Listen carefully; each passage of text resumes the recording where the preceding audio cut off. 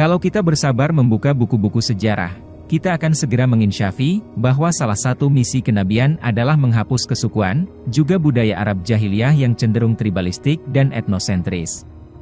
Buktinya, Abu Bakar dari suku Taimi, oleh Kanjeng Nabi diganti Asyiddiq, yang memiliki arti jujur. Umar bin Khattab dari klan Adi, menanggalkan kesukuannya, dan oleh Nabi diganti Al-Faruq, pembeda benar salah. Utsman bin Affan Al-Umawi, berganti Dzunurain, pemilik dua cahaya. Serta Ali bin Abi Thalib Al-Hashimi, oleh Nabi Muhammad diganti Al-Murtado, yang diridho Tuhan. Sementara itu khilafah pasca mereka, justru menghidupkan kembali dan membanggakan kesukuan, seperti dinasti Bani Umayyah, suku Abbasiyah, klan Ayyubiyah, Bani Saljuk, dan bahkan Imperium Ottoman. Ini jelas kemunduran. Jadi, khilafah ala Bani-Bani itu, sama yang diusung Hizbut Tahrir, jelas satu kemunduran, dan menghancurkan spirit egalitarianisme yang digagas Nabi. Dalam sebuah kesempatan, MH Ainun Najib pernah menggagas tentang garis keturunan Nabi Muhammad. Dikatakan, bahwa Nabi Muhammad layak diduga sebagai seorang Arab Jawa, bukan Arab Tulen. Muhammad menolak digambar wajahnya, demi menghindari kontroversi pada masa setelah ia wafat. Kontroversi itu terutama mengenai ciri fisik Muhammad yang layak diduga tidak persis Arab Tulen. Cara berjalan Muhammad, tidak menunjukkan ciri gestur Arab Tulen yang mendongakkan kepala dan jumawa. Cara berjalan Muhammad ialah melangkah santun, dan seperti menuruni ketinggian bukit. Di mana, berat badan atas condong ke depan atau membungkuk, dan kaki kuat berkuda-kuda. Tutur kata Muhammad lemah lembut. Mana ada orang Arab Tulen yang begitu, terutama pada masa itu? Tutur kata lemah lembut ini khas Jawa, berbeda jauh dari style Arab yang suka bicara kasar dan meledak-ledak. Gestur dan tutur kata Muhammad ini menjadi magnet, sehingga kehadirannya menyedot perhatian Arab-Arab Tulen. Muhammad suka bertapa atau halwat, yang paling terkenal adalah di Gua Hiro yang terletak di Jabal Nur. Bangsa Arab Tulen, tak punya tradisi ini, hidupnya saja berpindah-pindah. Bertapa itu khas Jawa. Muhammad bertapa di Gua Hiro, bukan semalam atau cuma beberapa jam saja. Melainkan selama 10 hari, sampai 1 bulan lebih. Jabal Nur, juga bukan di belakang rumahnya, atau di samping rumah. Jaraknya, kalau ditarik garis lurus dari Ka'bah sekitar 5 km. Ini hampir sama dengan jarak antara lapangan Senayan, sampai Tugu Monas. Jadi, Nabi memang benar-benar niat untuk menyendiri, menyepi, atau bertapa. Muhammad tidak dididik dengan Al-Quran dan hadits. Beliau hanif hingga 40 tahun, tidak sholat hingga 53 tahun. Tidak ada satupun Nabi dan Rasul di muka bumi ini, yang dididik dengan Al-Quran dan hadits. Al-Quran adalah konfirmasi terakhir setelah membaca ayat kauniyah, yaitu ayat di alam semesta, dan dalam dirimu sendiri. Selain itu, banyak pendapat yang menyatakan tentang genealogi Nabi besar Muhammad dan salah satunya menyatakan bahwa Nabi Muhammad merupakan seorang warobin, seperti pendapat dari Miftahul Lutfi Muhammad, yaitu orang keturunan Indonesia yang hidup di daerah Timur Tengah. Jika benar pendapat ini maka suatu anugerah yang besar buat bangsa Indonesia. Bangsa yang saat ini sedang terpuruk dengan perilakunya, yang sangat jauh akan hikmah dan kesopanan. Bangsa yang saat ini, sedang tidak memiliki tokoh panutan dan teladan. Ibunda Muhammad, bernama Siti Aminah. Belum ada studi dan penelitian yang memadai mengenai sang ibu. Muhammad Nur Samad Kamba mengkonfirmasi, bahwa tidak ada nama Siti di masyarakat Arab Tulen.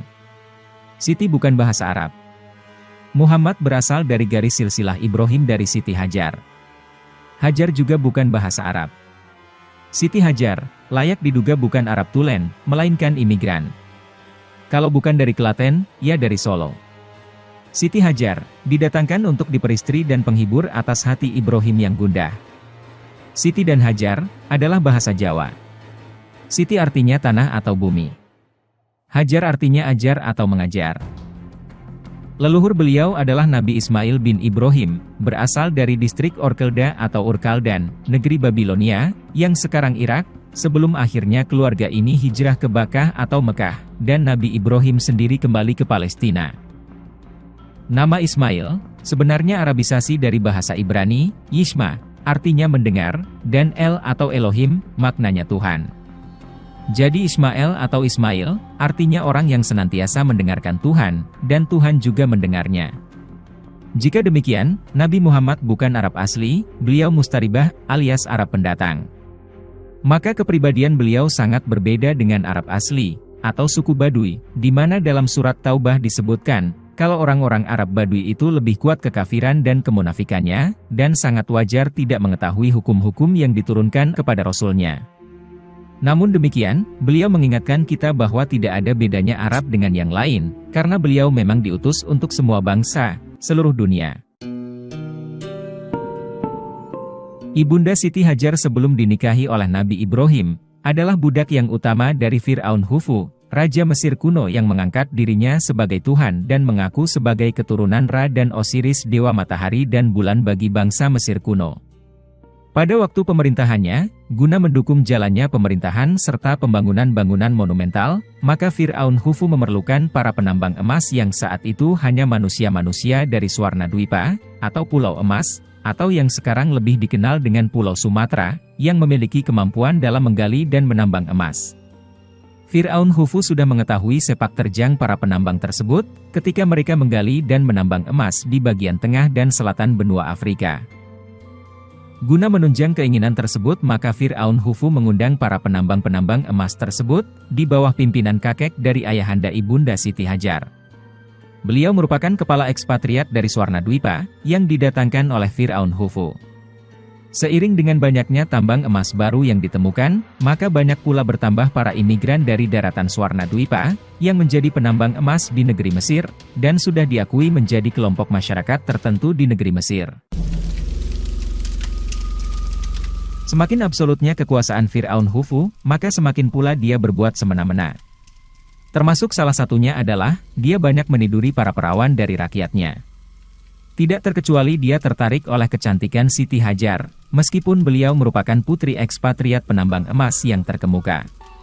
Munculnya penyakit Raja Singa ini, pertama kali yang mengidapnya adalah Fir'aun Khufu tersebut, karena hobinya yang menyimpang. Selain itu penyakit darah tinggi dan diabetes juga mengidap si raja tersebut dikarenakan memakan makanan yang lezat-lezat. Di samping itu pula, ketika si Fir'aun Khufu setelah meniduri perawan rakyatnya, maka dia akan menyunat perempuan tersebut. Hal tersebut banyak merisaukan ayahanda Siti Hajar. Oleh karena itu, suatu ketika ayahanda Siti Hajar menawarkan kepada Fir'aun, agar Siti Hajar dianggap sebagai keluarganya.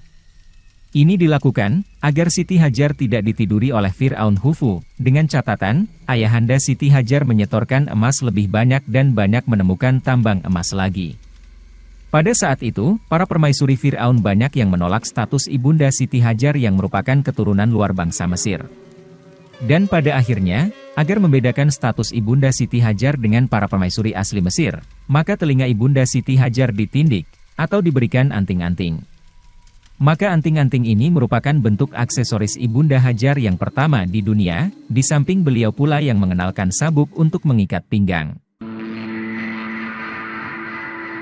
Waktu pun berlalu, hingga kedatangan khalifah dagang yang dipimpin oleh Nabi Ibrahim, hingga si Fir'aun Khufu tertarik akan kecantikan Ibunda Sarah, lalu diboyonglah Ibunda Sarah ke istana Fir'aun.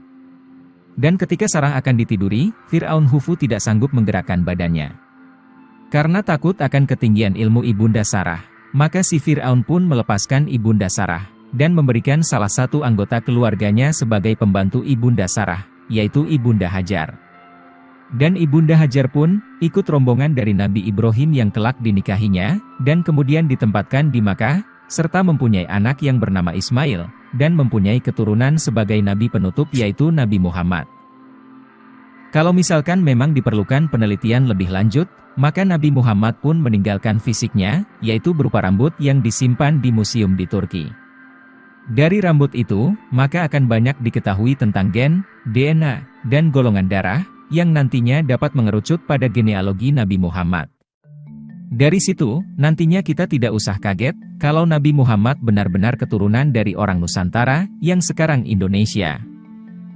Indonesia adalah tempat kita lahir dan berpijak, bernafas, makan minum, bertani dan berniaga, menanam harapan-harapan. Bahkan nanti bumi Indonesia, juga akan mendekap memeluk kita yang nantinya akan mati. Tidak harus menjadi Arab, Eropa, atau Korea, Sebab Indonesia adalah identitas kita. Tidak perlu malu mengakui dan membanggakan hal itu. So, kita tetap bisa beragama dengan berindonesia, beragama sembari bernegara,